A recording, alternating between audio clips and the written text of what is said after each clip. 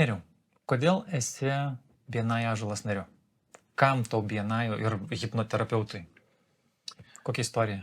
Oi, čia istorija, tai man patinka ją pasakoti, todėl kad, kodėl aš aplamai atėjau į BNI ir kodėl jinai man patinka kaip organizacija, dar giliais 2000, žodžiu sakyti, 9, aš man atrodo nuo 16 metų ir 17, dabar tiksliai nepamenu, Šiauliuose atidarinėjo klubą Šaulį ir aš ėjau ten, nes man norėjos kažko to, kur ten renkasi verslai, kažkaip vienas bendrauja. Būt verslų hebroj. Būt prie hebros, bet nepamirškime, man tada buvo labai sunku. Man buvo sunku tiek finansiškai, tiek emociškai, tiek... Desperacinis buvo žingsnis.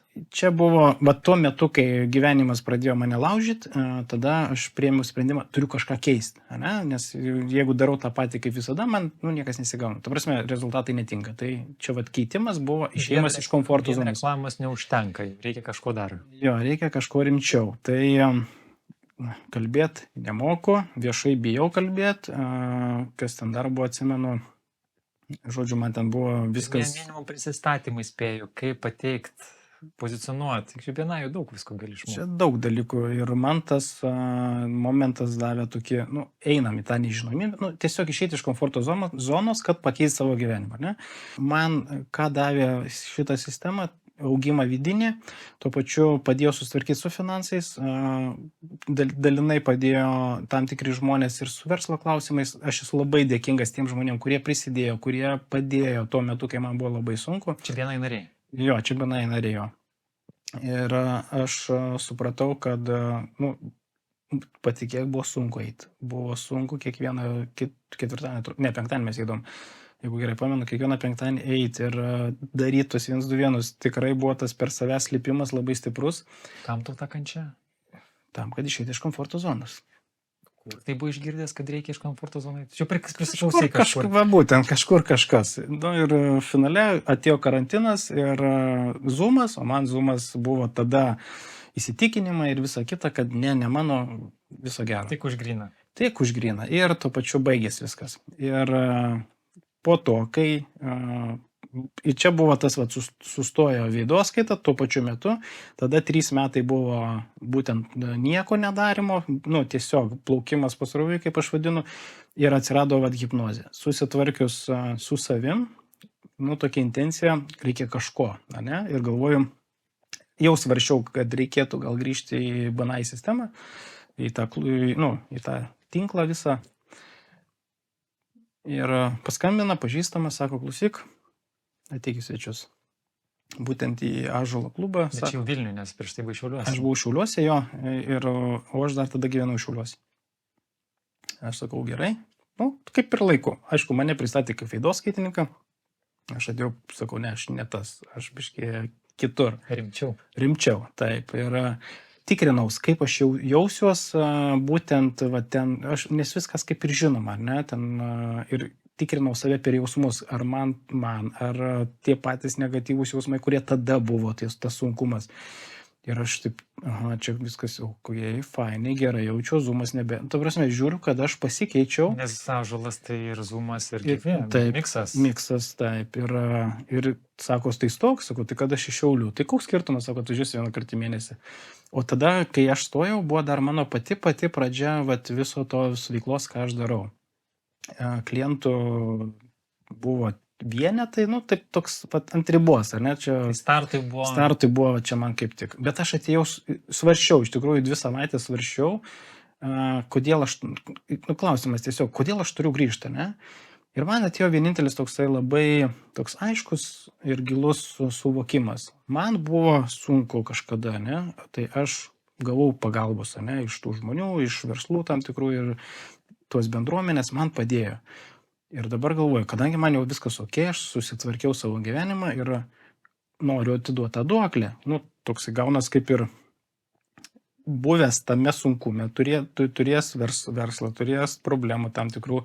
Visi verslininkai, 95% turi reikalų. Minimum trečdalis jau depresiją turi. Jau vien diagnozę jau galim vertinti. Taip, ir kad finansai pas visus stringa, tai kaip mažiausiai problema, kad santykiuose turi problemų lygiai taip pat sveikatos perdirbimas, stresas, nuovargis, panikos atakos, baimės, čiagi Slenkantis žylantis plaukai.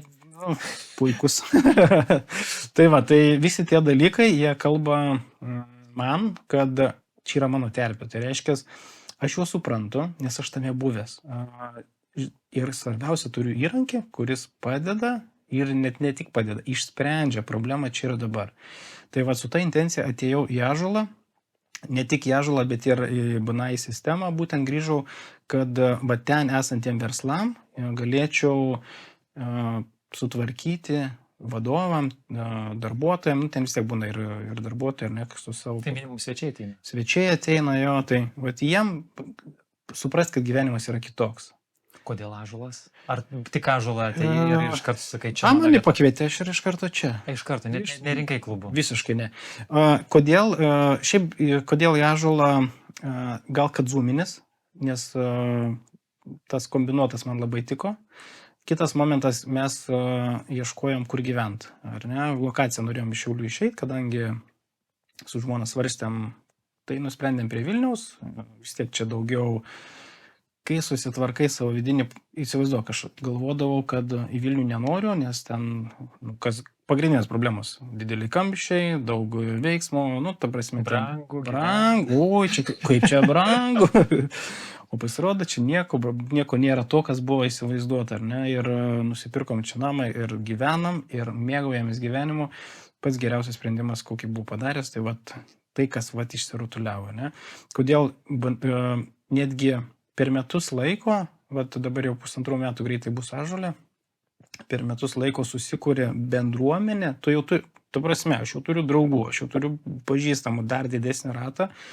Tai man persikelt čia nais, jokio diskomforto. Tiesiog daiktus persivežėm, pasidėjom ir viskas, ir mes čia gyvenam. Kodėl rekomenduotum svečiam ateiti į mūsų klubą? Man klausimas, kodėl jūs dar ne čia? Nes tokį potencialą mes turim didžiulį savo klube. Tiek daug skirtingų verslų, tiek skirtingų žmonių, tiek kokybės prasme, tiek... Ką reiškia kokybės prasme? Kokybė? Nu tai vien BNI yra žmonės, kurie yra atrinkti. Ar ne? Žmonių filtras. Čia filtras yra tobulas. Kodėl aš BNI būtent važiuoju per BNI ir ne, ir savo pozicionavimą kalbu, kad aš tą darau ir kodėl būtent BNI. Nes čia ateina jau žmonės daugiau mažiau norintys keistis, norintys augti ir norintys klestėti, ar ne? Tai čia kažko daugiau. Kažko daugiau. Tai vat, mano auditorija, aš vat ieškau tokių žmonių. Tai va, tai kodėl ne? Tai kviečiam ketvirtadieniais į BNI Ąžuolas klubą, o jeigu norėsi sudalyvauti, parašyk man asmeniškai arba kontaktai yra po šio video. Kviečiam. Tikrai taip. Ate. Iki.